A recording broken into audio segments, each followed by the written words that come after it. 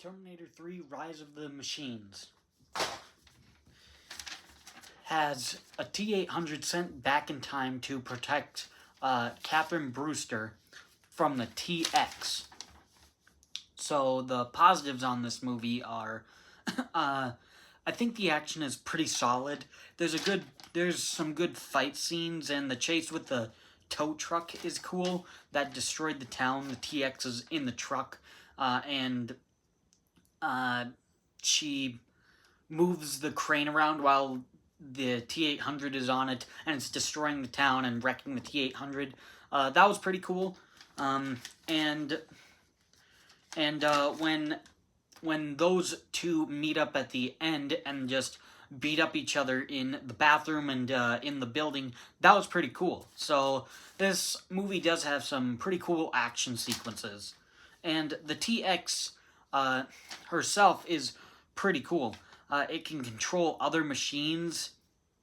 It can transform its hand into like a flamethrower or other weapons. So that was pretty cool. And I will say this movie is watchable, even though there's going to be a lot of negatives, more so than positives. But honestly, I can enjoy this movie. So with that being said, on to the negatives. Honestly, the biggest negative with this movie is this just feels like the most stock Terminator movie in the franchise. Two cyborgs go back in time, one to kill someone, one to save someone, and there's action. I mean, like that. In the first one, a human was sent back in time to protect Sarah Connor, but that's kind of the same plot of the first one. That's the same plot of the second one. That's basically the same plot of Genesis. That's basically the same plot as Dark Fate. That's not actually the same plot as Salvation. But this feels like the most lackluster movie in the franchise. So it's the most typical Terminator stuff that you're gonna see. I feel like it kind of ruins the ending of T2 by saying they didn't stop Judgment Day. I actually don't remember if they said they did stop Judgment Day or not. They might not have. But in this movie, they say they've only postponed it from Terminator 2. So, I don't know, it kind of felt like it ruined the ending of Terminator 2 a little bit.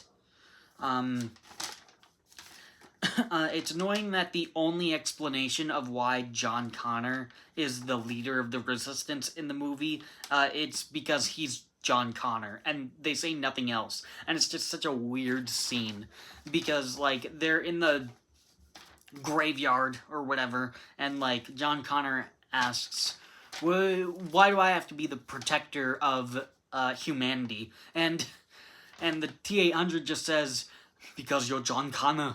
And that's his only explanation of, like, the name John Connor is just supposed to be the savior. Like, you could have given him a good explanation of, like, well, because you're a good leader, because you have good ideas, something, other than just, oh, you're gonna protect humanity because you're John Connor, because that's your name, because John Connor apparently is the one that is supposed to save everyone. So that was ridiculous. Another moment was the TX reveals herself from Catherine's husband too early, so she was, like, shapeshifted into Catherine's husband, and then she sees him, and was like, "Ah, my husband!" runs to her husband, and then the TX just goes back to her normal form, so that she can kill Catherine. So it's like, just stay in costume as her boyfriend until you get right up to her. Then you can stab her, and then, like, aha, gotcha, I'm the TX. So that was ridiculous. And the last negative is, like, it was so weird.